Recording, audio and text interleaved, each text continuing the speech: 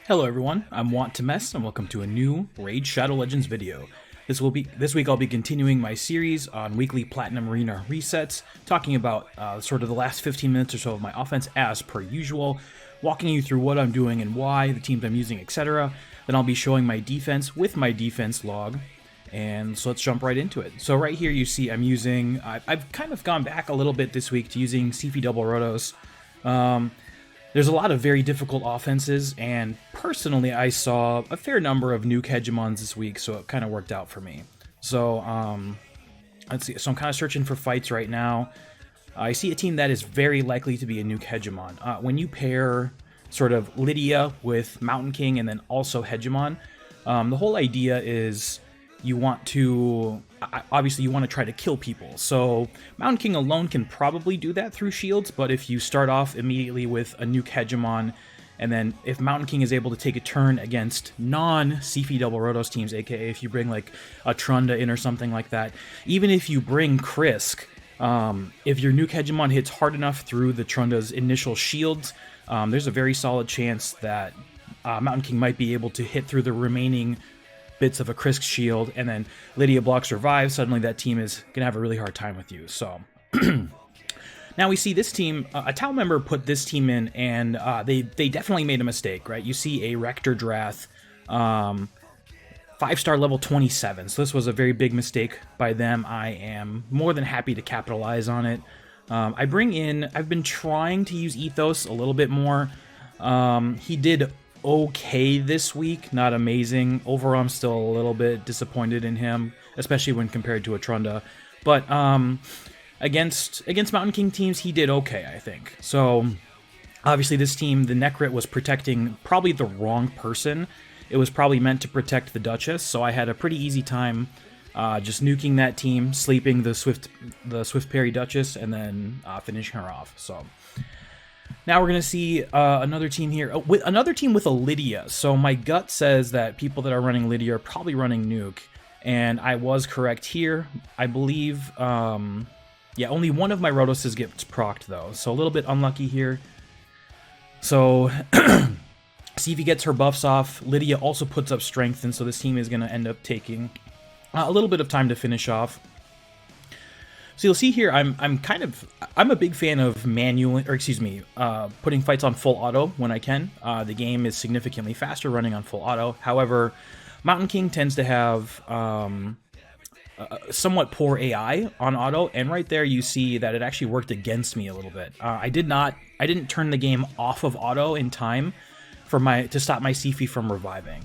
So luckily, my other Rotos was able to somewhat clean up that team without too many things going wrong, and now we're just seeing. So that mistake probably cost me 20 seconds or so. This early, quote unquote, early on in the push, where we're still 15 minutes or so in, it's not too big of a deal, but yeah. 12 and a half minutes. So yeah. So this reset, or at least the past couple of resets, I joined the Mad Clan, Immortal Elite. Excuse me, I think it's Immortal Hordes, but we're called Immortal Elite. With that change, a lot of people switched over to this clan. It's kind of Mad versus Tau now in terms of arena, and you will see just like an absolute ton of Mad members in my list. So I'm forced to refresh quite a lot recently. And props to Tau, they have a lot of very difficult defenses, so I have to be very selective with who I attack. So again, you see me using Ethos here to try to counteract the Mountain King a little bit. He actually one-shot the Mountain King here, so that's very good. 41 seconds, not great, but it's acceptable. So now here we see a team where this was just kind of a gut instinct. I thought it was going to be a crowd control hegemon, but even if it wasn't, there's no Torment on it in case it's a nuke. So I bring in my immunity Molly here, so I'm able to get the double boost with Arbiter into Molly provoking people. And then, so the Siphi was actually fast enough to take a turn, but she was provoked, so she uses her A1 on Molly. I get even more speed, And then I got a little bit lucky here. The Molly's ability can either provoke for 1 turn or 2 turns. I believe it's a 50-50 either way. And I did get lucky and got the 2 turn. So even if Siphi hadn't gotten 2 turn provoked, she would have revived 1 person. I would have still killed them. It would have only made, you know, a 5-second or so difference. But, you know, every second counts. So again, another team here. I actually... thinking back to it, I'm not sure why I necessarily thought this would be a nuke hegemon. They didn't really, like, just a damaged Tormund is usually not enough of a threat to warrant a nuke hegemon. But honestly, people going back to crowd control hegemons is still a fairly new thing. But yeah, so a little bit of a mistake here. I could have brought a very different team. I definitely should have brought my immunity team here. Would have been significantly faster. So we're seeing we're already at 40 seconds with Siphi Double Rotos, so there is definitely some downsides to running this team if you happen to run into a crowd control hegemon here, or at least with my builds of my Rotoses. They're both quite slow with attack percentage boots and not very much speed. I've been thinking about updating their builds. I think that they actually performed pretty well this week, so I think we'll see what happens. Maybe I give them some updated, better gear this upcoming week. But over a minute, definitely not good here. I'm fairly confident that my proper immunity team would have farmed that better. And thinking back, honestly, I don't know why I didn't use it. I think I just kind of got into a rut of just I was crutching on Siphi Double Rotos there, and so I just tossed it in. So now here we're hitting T-Swift, getting a little bit of revenge for a couple of weeks ago when he spammed me. Now we see both the Duchess and Warlord resist me.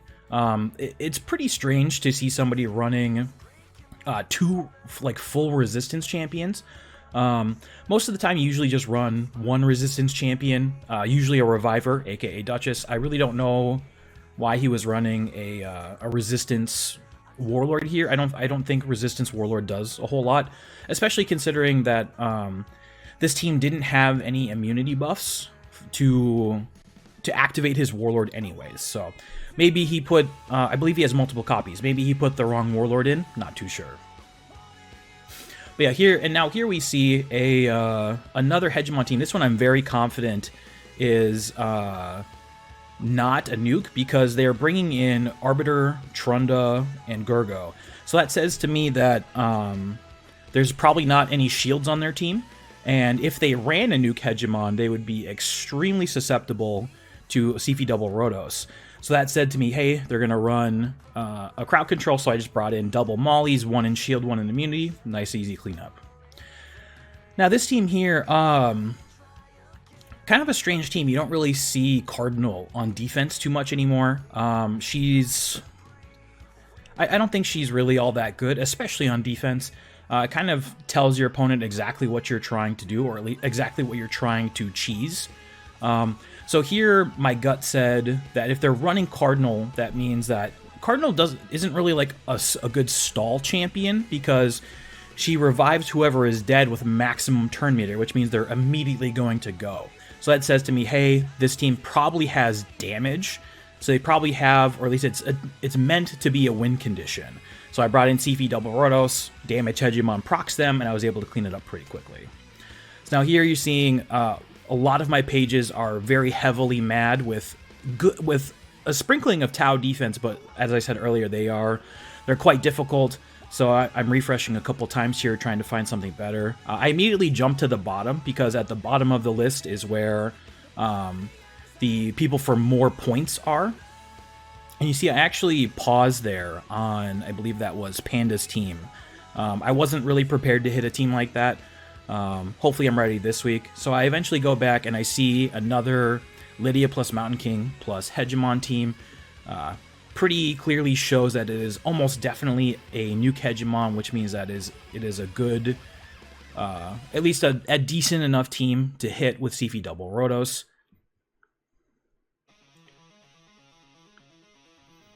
You see, I take it off of auto here to make sure that I target the enemy Mountain King with my own. Otherwise, my Mountain King is probably just going to try to hit the hegemon, which my own Rotoses are going to have a difficult time finishing off this Mountain King. So I want to make sure that I do as much damage as possible with my own to their Mountain King. 39 seconds, acceptable, not great. But by now I can kind of tell by the people that I'm seeing, and I'm not really seeing people that are worth 10, 11, 12, 13 points. I'm getting the feeling that I'm placed pretty high. So I start adjusting my strategy a little bit, or at least you'll see that in a little bit here.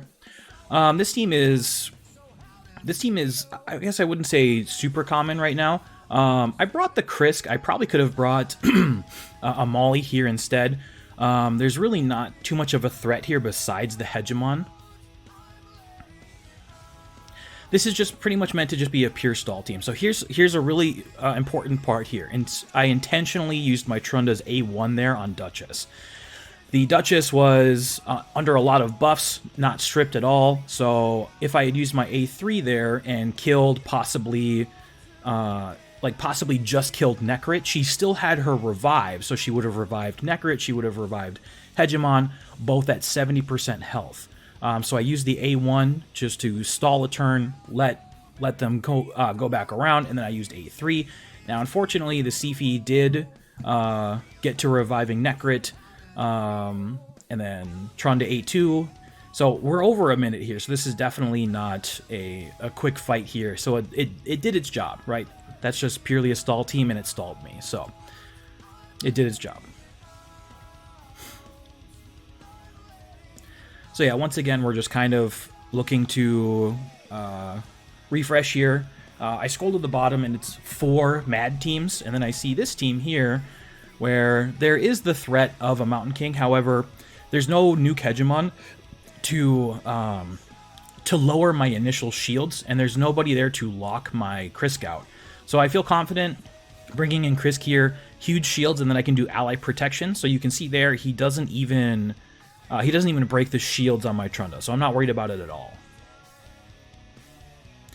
So yeah, pretty standard. We'd use the A2 first, they proc Swift Parry, and then A3 to clean it up. 26 seconds, pretty quick. So now here, you're going to see me, we're going to take actually a couple of somewhat risky fights here. So I talked about kind of changing my mindset. I knew that I was fairly high up there in the rankings. I knew I was doing pretty well, or at least my defense plus Omfet's combo was doing well. So I'm going to attack Hoang. This person is very good in Arena. They placed first 3 weeks in a row. And I knew that this was a pretty risky team because I've tried to hit it before and it didn't go so well. So we see here the Warlord procs Swift Parry. Hegemon gets revived. It's a fairly high resistance team. And we're going to see it go bad right here. So the Warlord is able to lock out my entire team. And here I'm really not used to fighting Necrit. And I make the mistake of trying to focus down the Siphi because she's the reviver. But in reality, I'm really not doing very much because I break the shield and then Necrit just puts another one back up immediately. So I'm kind of panicking here a little bit. I know that I'm very close to the end of reset, and I don't want to back out of this fight because I know that Hoang is a top contender for Tau, and so I definitely don't want to back out and give him points. I'm just thinking to myself, I would rather stall this out and not lose and tank my own score rather than try to back out and be greedy. However, through the decrease attack, my Trunda is able to finish off Necrit, and then also kill the 2 of them with her A3. So now I just... minute 21, again, is not great, but taking a win off of somebody who's competing with me for first place is really important. And now you're going to see me go back for seconds. Again, I was just feeling risky in the moment. I just thought, high risk, high reward, right?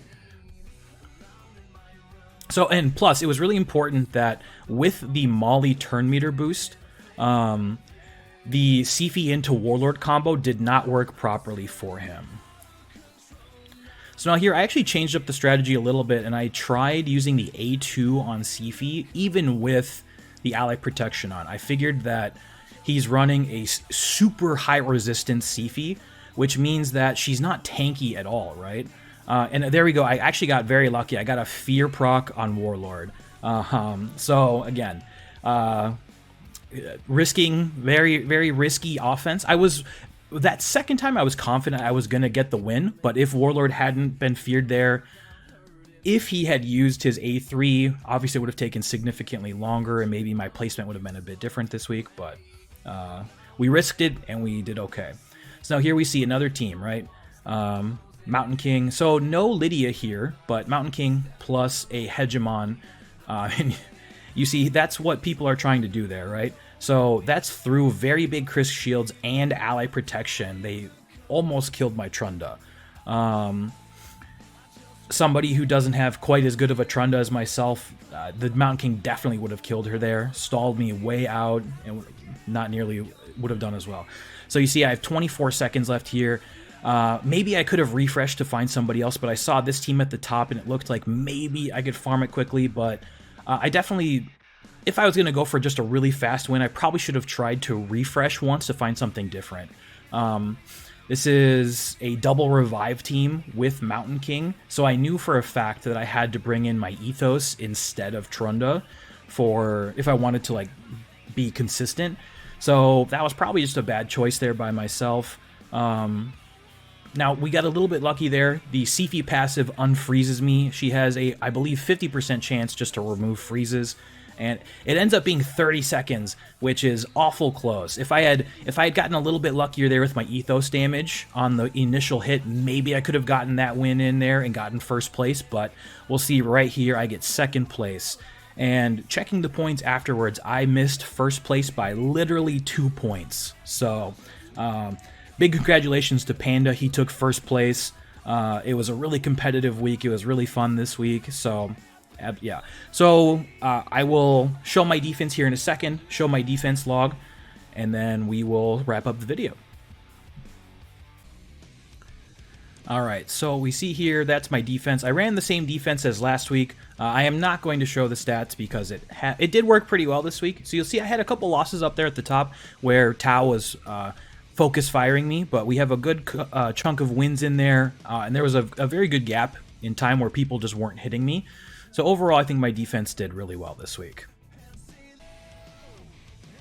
Okay, so this is going to be the end of the video. I just wanted to say thank you to everybody who's been continually watching my videos. If you could please like, comment, subscribe, etc., all that YouTube stuff, I'd really appreciate it. And I forgot to mention that I did get an avatar this week. This is my, I believe, 5th time placing within the top 3, and I finally got one of the avatars. I'm pretty psyched about that. So, once again, thank you to everybody, and I'll see you next week for a video. Peace.